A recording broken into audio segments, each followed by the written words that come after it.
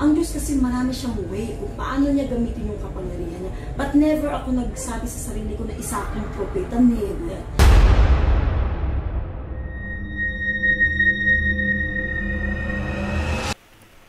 Hello po mga Kapi-TV, maligayang pagbabalik po sa ating channel at magandang araw po sa inyong lahat.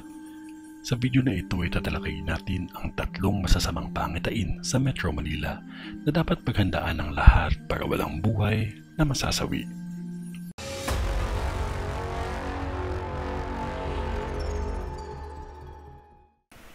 Quezon Avenue Mission. Isang napakalaking sunog na mangyayari pa lamang sa lugar ng Quezon Avenue. Tapat lang ito ng Skyway. At may nakita akong hindi kalayuang medikal o ospital. Malaking sunog ito dahil mahirap agapan nang dahil sa sikip ng lugar. Malakas ang putukan ng mga kuryente. Mag-iingat lamang at sikapin na i-check lahat ng kuryente. Fairview Vision. 2 sunog ang aking nakikita. At ang isa ay mangyayari ito sa lugar na kung saan ay may talipapa.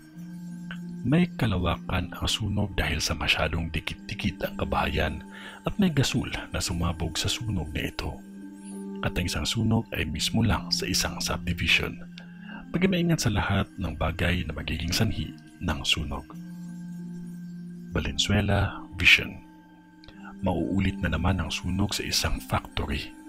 Nagkaroon ng sunog sa nakaraan at mauulit na naman sa isang factory.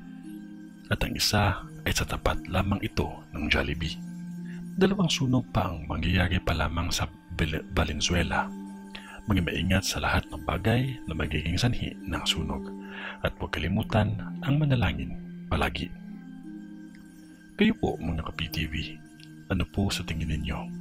Kung ano man yun na wala pa ding makakatalo sa team na panalangin natin sa Diyos Amang makapangyarihan sa lahat, magtiwala lamang po tayo sa Kanya kasi mahal niya po tayo. Maraming salamat po sa inyong panonood mga Kapi-TV. God bless po sa ating lahat and stay safe po.